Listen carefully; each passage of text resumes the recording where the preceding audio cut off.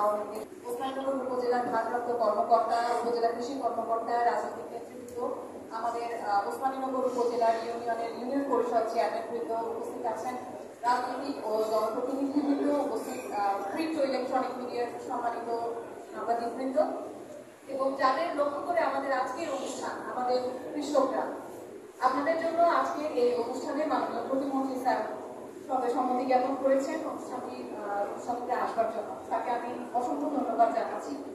Sir আপনাদের মাঝে এসে যে অনুপ্রেরণামূলক বক্তব্য দিয়েছেন, আমি জানি আপনাদের এটা খুবই একটা বড় একটা চালিকা শক্তি হিসেবে কাজ করে।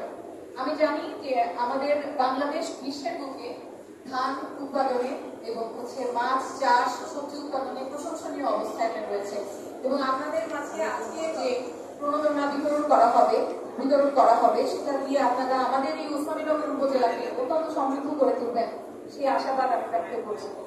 আর আরেকটি বিষয় না বললেই নয়, সেটি হচ্ছে যে যেহেতু আমরা জানি যে আমাদের উপজেলাটি বন্যা কবলিত আছে, সে বিষয়ে মাননীয় প্রতিমন্ত্রী স্যার অনবরত আমাদের খোঁজ রাখছেন এবং ত্রাণ সহায়তা প্রেরণের বিষয়ে খোঁজ খবর রাখছেন, আমাদেরকে সবসময় তাদের নির্দেশনামূলক বক্তব্য দিয়ে সাহায্য করছেন।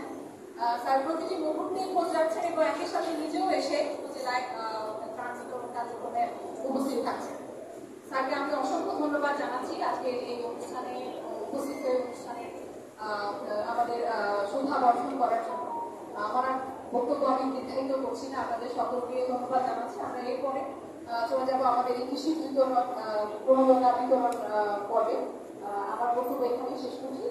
জয় বাংলা। ধন্যবাদ। ধন্যবাদ জনাব প্রণব কুমার দাস, উপজেলা নির্বাহী অফিসার, ওসমানীনগর সিলেট স্যারকে।